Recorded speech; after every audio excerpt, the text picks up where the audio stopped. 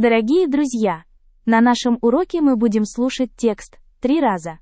Сначала весь текст, затем текст с переводом и еще раз весь текст. Это очень эффективный метод.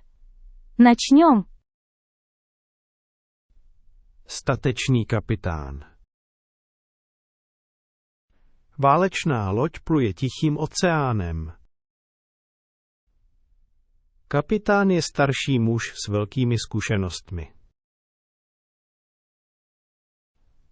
Najednou první důstojník řekl kapitánovi, že se blíží pirátská loď. To je velmi nebezpečné, řekl kapitán.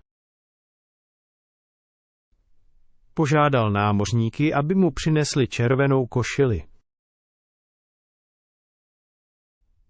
Kapitána se zeptali, proč potřebujete červenou košili?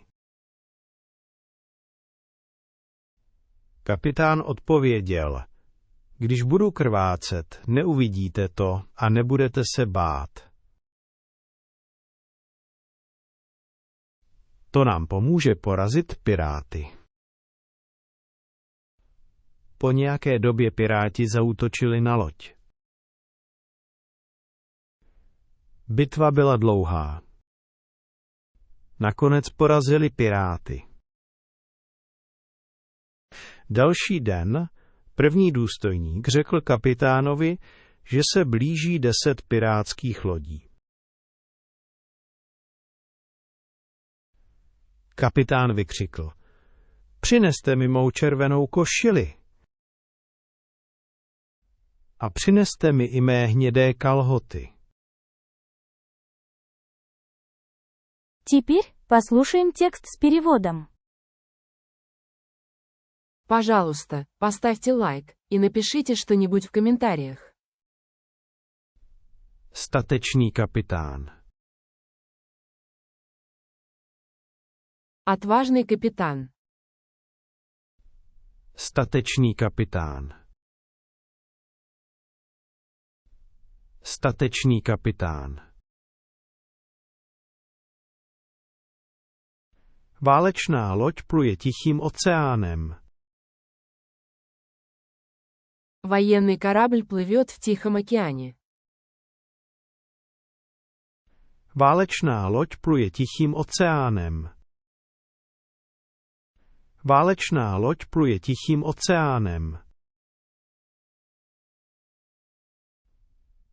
Kapitán je starší muž s velkými zkušenostmi. Капитан – пожилой человек с большим опытом. Kapitán je starší muž s velkými zkušenostmi. Kapitán je starší muž s velkými zkušenostmi.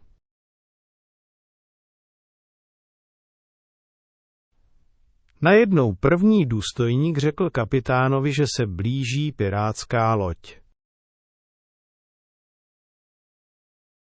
Вдруг первый помощник сообщил капитану, что приближается пиратский корабль. Najednou první důstojník řekl kapitánovi, že se blíží pirátská loď.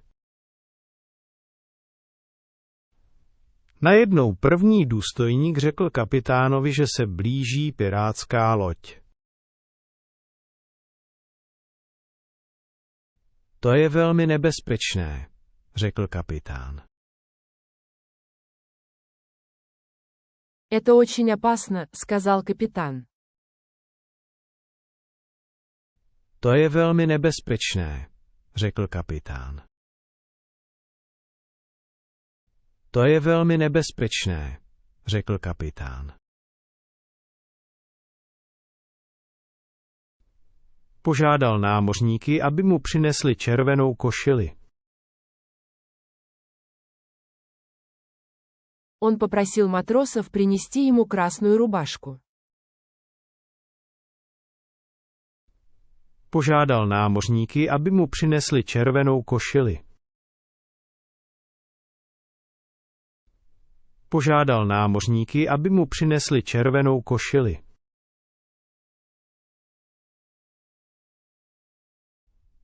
Kapitána se zeptali, proč potřebujete červenou košili? Капитана спросили, зачем вам красная рубашка? Kapitána se zeptali, proč potřebujete červenou košili? Kapitána se zeptali, proč potřebujete červenou košili?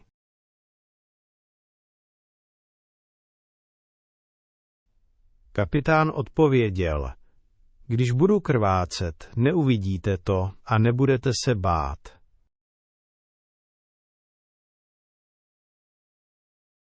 Капитан ответил, когда я буду истекать кровью, вы этого не увидите и не испугаетесь. Kapitán odpověděl, když budu krvácet, neuvidíte to a nebudete se bát.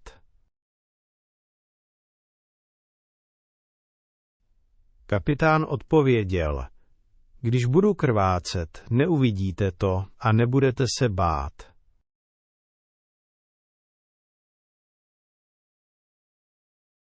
To nám pomůže porazit piráty. Это поможет нам победить пиратов. To nám pomůže porazit piráty. To nám pomůže porazit piráty. Po nějaké době piráti zaútočili na loď.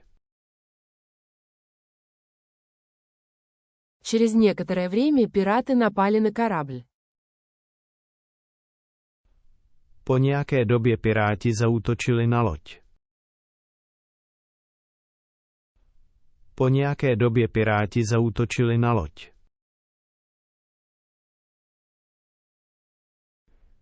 Bitva byla dlouhá.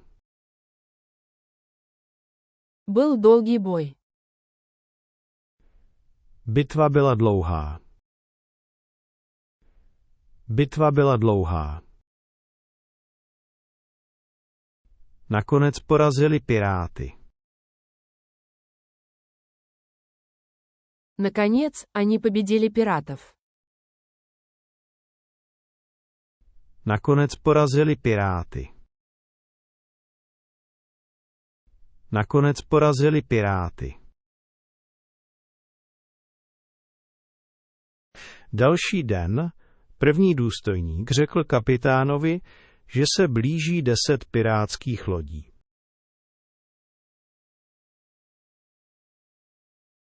На следующий день первый помощник сообщил капитану, что приближаются 10 пиратских кораблей.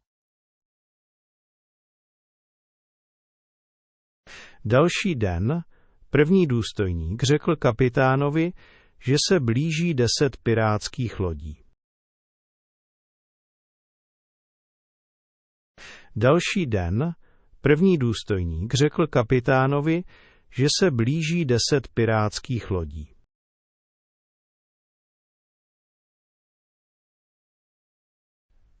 Kapitán vykřikl, přineste mi mou červenou košili. Капитан закричал, принесите мне мою красную рубашку. Kapitán vykřikl, přineste mi mou červenou košili. Kapitán vykřikl, přineste mi mou červenou košili. A přineste mi i mé hnědé kalhoty. И принесите мне мои коричневые штаны. A přineste mi i mé hnědé kalhoty. A přineste mi i mé hnědé kalhoty. Не забыл поставить лайк. И, наконец, весь текст. Сейчас вы должны понять почти все. Statečný kapitán. Válečná loď pluje Tichým oceánem. Kapitán je starší muž s velkými zkušenostmi. Najednou první důstojník řekl kapitánovi, že se blíží pirátská loď. To je velmi nebezpečné, řekl kapitán. Požádal námořníky, aby mu přinesli červenou košili. Kapitána se zeptali, proč potřebujete červenou košili? Kapitán odpověděl, když budu krvácet, neuvidíte to a nebudete se bát. To nám pomůže porazit piráty. Po nějaké době piráti zaútočili na loď. Bitva byla dlouhá. Nakonec porazili piráty. Další den první důstojník řekl kapitánovi, že se blíží 10 pirátských lodí. Kapitán vykřikl, přineste mi mou červenou košili a přineste mi i mé hnědé kalhoty. Спасибо за просмотр видео. Ждем вас снова и снова.